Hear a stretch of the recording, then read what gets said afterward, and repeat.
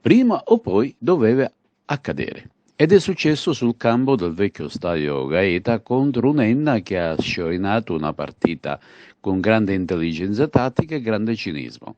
Eppure l'Agregas, sino al gol giallo-verde, aveva giocato bene, mancando ad un soffio la rete del vantaggio con Mansour e Semensin nel primo tempo.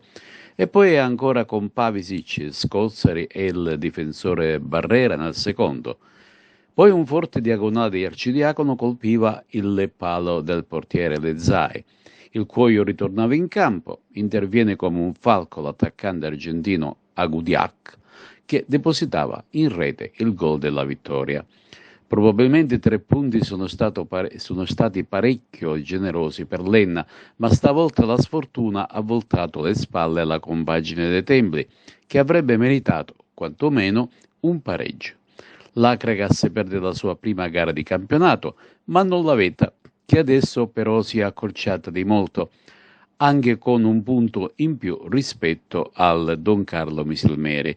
Proprio quest'ultima sarà ospite domenica prossima all'Esseneto e si prospetta una sfida ad alta tensione. Poi, per quanto riguarda le altre agrigentine, vittoria esterna sul campo del Gela del Profavara, che adesso si ritrova a 2 punti dalla vetta, mentre lo Sciacca perde con il più classico dei risultati a Mazzara. La classifica generale si è parecchio accorciata con la sconfitta dell'Agregas, per cui il campionato è sempre più che mai riaperto. Questi sono i risultati della giornata. Enna batte Agregas 2-1, Leonfortese batte Nissa 2-1, a Resuttana San Lorenzo il Casteldaccia è passato, quindi 1-0. Don Carlo Misilmere Marineo 4-1, a Gela Profavara Gela 2-1, Mazzara Sciacca 2-0, Castellammare Mazzarese 0-0, Cus Palermo Parmonval 2-2. Ed ora spazio alle interviste. Mister, c'è sicuramente tanta amarezza per questa prima sconfitta in campionato contro una diretta concorrente per il salto di categoria, l'Enna. Oggi cosa non ha funzionato in casa Acregas? Sì, amarezza, però grande consapevolezza dei propri mezzi. Abbiamo perso una partita contro una squadra al nostro livello.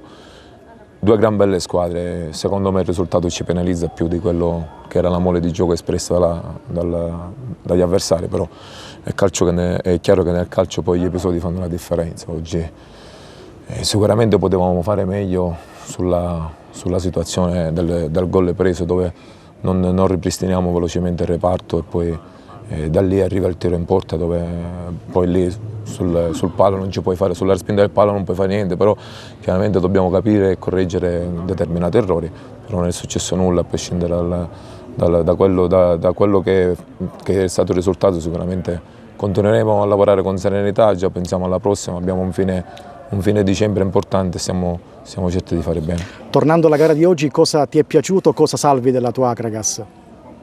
Ho visto una squadra che per i primi 25 minuti ha tenuto il pallino del gioco, poi due situazioni pericolose da parte degli avversari, poi ho visto una partita equilibrata. Dal quasi gol nostro di Mansour siamo passati a un gol subito, poi abbiamo creato delle situazioni importanti, non siamo riusciti a determinare, però ti ripeto il calcio è questo, se non fai gol poi alla fine rischi di prenderlo.